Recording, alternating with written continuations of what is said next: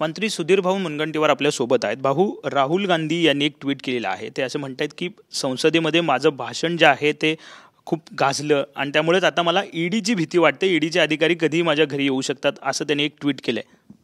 नाही, असं आहे की आपण सन्माननीय राहुल गांधीजींबद्दल संसदेत कोणत्या दर्जाचं भाषण देता हे एकदा तुम्हीही ऐकून घ्या. राष्ट्रीय स्तरावरच्या समस्या सुटाव्यात यासाठी त्यांचं भाषण नसतं. या देशामध्ये जातीमध्ये द्वेष निर्माण व्हावा, या देशाच्या कोणत्याही समस्येचं सोल्युशन त्यांच्या भाषणामध्ये कदापिही नसतं. या देशामध्ये ज्या काँग्रेसच्या 58 वर्षाच्या कार्यकाळात ज्या समस्या जन्माला आल्या त्याचंच ते वर्णन करतात. त्या संदर्भातच त्यांचं भाषण असतं. आणि कधी कधी संसदेमध्ये जाहीर सभेत ज्या पद्धतीने आपण उदाहरणं देतो त्या पद्धतीने उदाहरणं देतात. लोकसभा अध्यक्ष हे माझ्यासमोर वाकले नाही, हे काही उदाहरण आहे का? मोदीजींसमोर ते थोडेसे वाकलेत. आता वाकलेत म्हणजे काय? अहो, मोदीजी वयाने मोठे आहे त्यांच्यापेक्षा, तुम्ही बरोबरीचे आहात. तर हा जो काही एक नवीन अहंकार तयार झाला आहे, या अहंकारातून अशा शब्दांचा जन्म होतो आहे. तुम्ही बघितलं असेल की एक तरी आदर्श उदाहरण त्यांनी तेलंगणात सरकार आहे, कर्नाटकमध्ये सरकार आहे, हिमाचलमध्ये सरकार आहे. त्यांनी एक मॉडेल उदाहरण द्यावं ना, की त्यांनी सांगावं, देखो हमारे को कर्नाटक की जनता ने हमें चुन के दिया है, ये हमने मॉडेल बनाया है, ये कर्नाटक की इकॉनॉमी को हमने बूस्टअप किया है, कायदा सुव्यवस्थेबद्दल आम्ही असा काय कायदा केला आहे, नियम केला आहे. ते कधीच तेलंगणाबद्दल बघत नाही.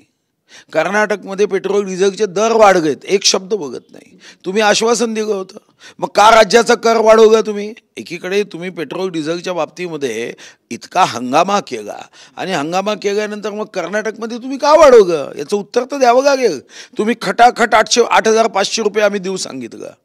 महाराष्ट्राने आपल्या बहिणींसाठी योजना आखली, मग तुम्ही खटाखट कर्नाटक, हिमाचल किंवा तेलंगणामध्ये पैसे का देत नाही? हे तुमची जबाबदारी आहे ना द्यायची, मग तुम्ही का देत नाही? आणि म्हणून राहुल गांधीजी हे आता एक लोकसभेचं भाषण म्हणजे त्यांनी जाहीर सभेत जसं भाषण केलं जातं तशा भाषणाचा त्यांचा सूर आहे. एक देशाचे नेते म्हणून एक सुद्धा सोल्युशन त्यांच्या भाषणामध्ये कधीही नसतं, एकही सोल्युशन नाही. ज्या पद्धतीने राहुल गांधींनी ट्विट केलं, पण तो राज्यातले महाविकास आघाडीचे काही नेते आहेत, संजय राऊत असेल किंवा इतर सगळे नेते आहेत, तेही सुद्धा म्हणतात की विधानसभा निवडणुकीच्या आधी राज्यात ईडीची धाड पडेल अनेकांवरती, असे बोललं जातं. नाही, भीती काय? त्या अकबर बिरबगाच्या कहाणीसारखं आहे की दाढी में तीन का, असं आहे का? अहो, ईडी अशी कधीही कोणावरही धाड टाकू शकत नाही. तुमचं 2 वर्ष 8 महिने सरकार होतं, तुम्ही इतकं षडयंत्र केलं, प्लॅन केलं, पण शेवटी तुमचे प्लॅन टिकू नाही शकलेत ना. तुम्ही देवेंद्रजीला अटक करण्याचा प्लॅन केला होता, तुम्ही त्यांना नोटीस दिला होता, मग पोलीस स्टेशनमध्ये निमंत्रण दिलं, मग काय सद्बुद्धी झाली, म्हणाले घरी येऊन तुमचं आम्ही बयान घेतो. ते बयान घेताना सुद्धा किती मोठा प्लॅन केला होता. किंवा जी पेन ड्राईव्ह तुम्हाला विधानसभेत दिलं, त्या पेन ड्राईव्हमध्ये काय काय आहे ते तर तुमच्या कार्यकाळात तुम्हाला दिलं होतं. त्यामुळे अशी कपोकल्पित, कधी दंगे भडकेल अशी कथा करायची, कधी पाकिस्तानचे आतंकवादी येईल अशी कथा करायची, किंवा आता ईडीची कथा केली जाते. कारण यांना माहिती आहे की आपण ईडीचं नाव घेतलं तर लोकांमध्ये आपल्याबद्दल काही सहानुभूती निर्माण करू शकतो का, हा त्याचा एक पद्धतशीर प्रयत्न आहे. नेरेटिव्ह सेट केला जातोय. नरेटिव्ह तर याच्यातच काय, तुम्हालाही माहिती आहे, आरक्षणाचा नरेटिव्ह सेट केला, संविधानाचा नरेटिव्ह सेट केला. विधानसभेच्या शेवटच्या दिवशी त्यांनी चातुर्वर्ण्य आणि मनुस्मृतीचा नरेटिव्ह सेट करण्याच्या दृष्टीने घोषणा केली. मला वाटतं की खोटं बोलण्यामध्ये तर जोसेफ गोबेल्स नंतर यांचा नाही, याच्या पुढे नंबर लागतो. त्यामुळे हे नरेटिव्ह सेट करतात. आता 5-6 दिवस तुम्ही बघितलं असेल, मुद्दाम ते देवेंद्रजीच्या बद्दल बोलत आहे, हे षडयंत्र आहे. याच्यामागे कोणीतरी एक दृष्टबुद्धीचा मास्टर माइंड आहे.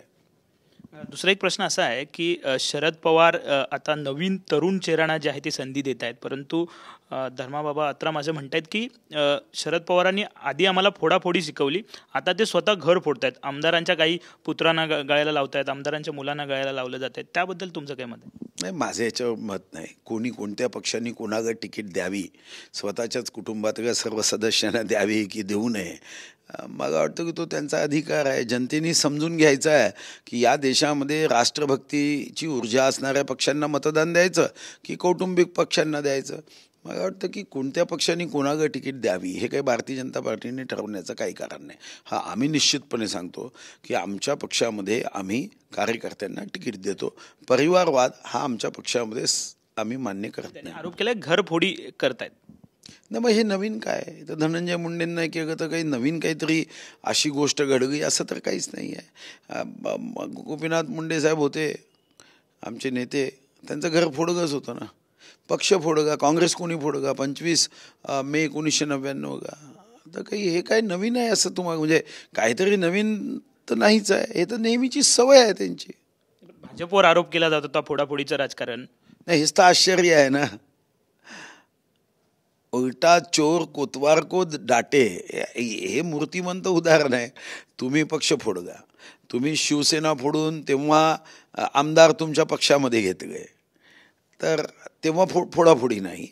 लोकसभेची निवडणूक झाल्याबरोबर आता चंद्राबाबू नायडू आणि नितीश कुमार यांच्याशी फोनवर मी बोलेन, ते फोडाफोडीचं राजकारण नाही.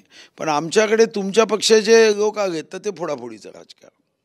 मात्र तुमचं फोडाफोडीचं राजकारण नाही. तुमच्याकडे अजितदादा असेल तर ते अतिशय प्रामाणिक, त्यांना क्लीन चिट तुम्ही द्यायची.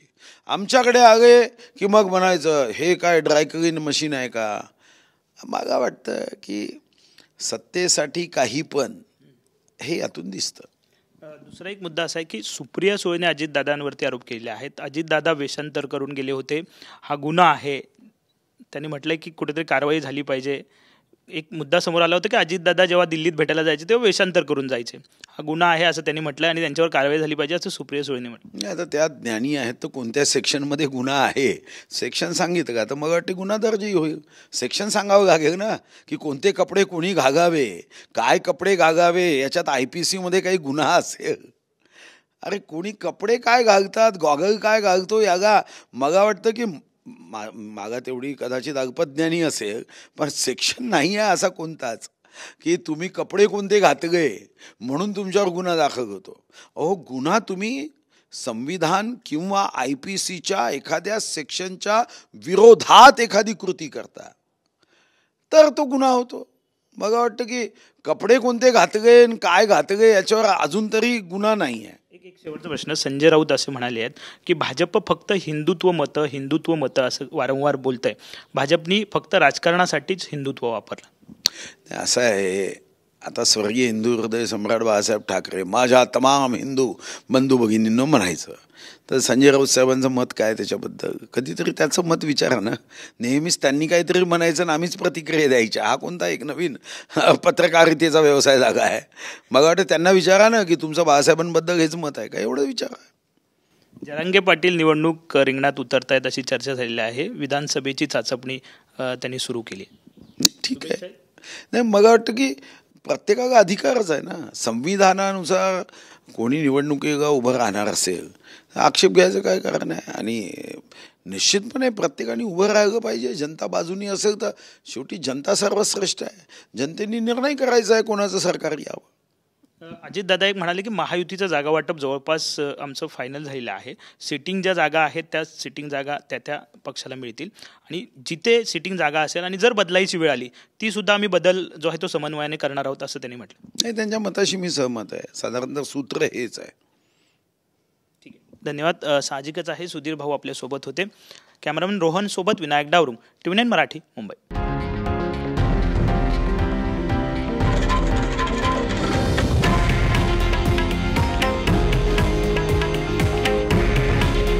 हे आहे देशातील नंबर 1 न्यूज नेटवर्क आणि आपण पाहत आहात TV9 मराठी.